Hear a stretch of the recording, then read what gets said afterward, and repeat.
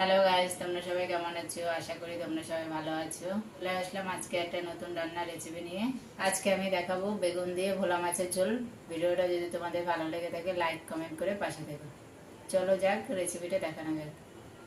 পেঁয়াজ আর টমেটোটা আমি ধুয়ে নিলাম, ধুয়ে মিক্সিতে পেস্ট করে নেব।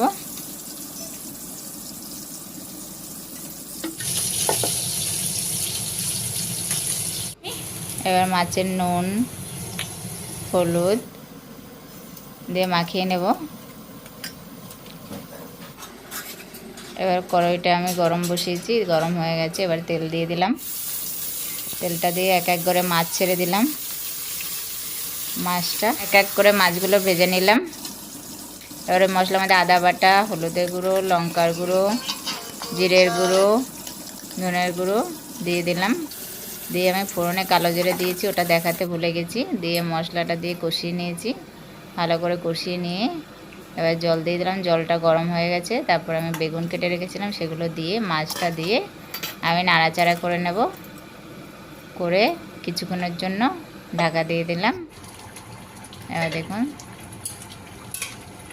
তরকারিটা প্রায় হয়ে গেছে। আমি একটু নাড়াচাড়া করে নিই। নাড়াচাড়া করে কাঁচা লঙ্কা চিড়ে রেখেছিলাম সেটা দিয়ে দিলাম।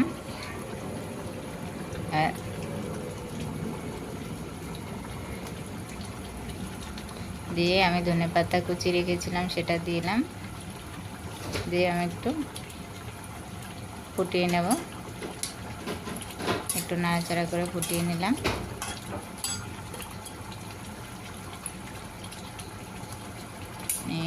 দেখুন আমার মাছটা হয়ে গেছে। মাছটা আমি দেখুন আমার ভোলা মাছটা হয়ে গেছে। এবার আমি নামিয়ে নিয়েছি। দেখতেই পাচ্ছেন কি সুন্দর কালার এসেছে।